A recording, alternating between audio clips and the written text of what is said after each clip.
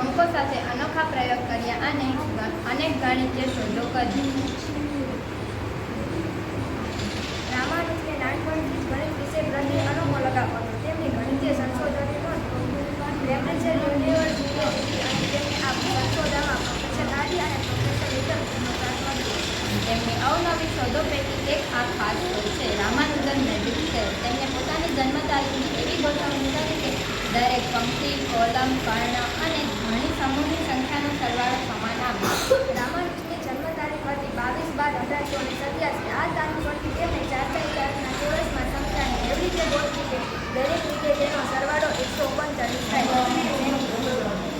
જેમ કે આ રામાનુજે બનાવેલું મેજિક સ્ક્વેર 4×4નું મેજિક સ્ક્વેર છે, જેમાં દરેક પંક્તિનો સરવાળો કરીશું તો 139 થશે.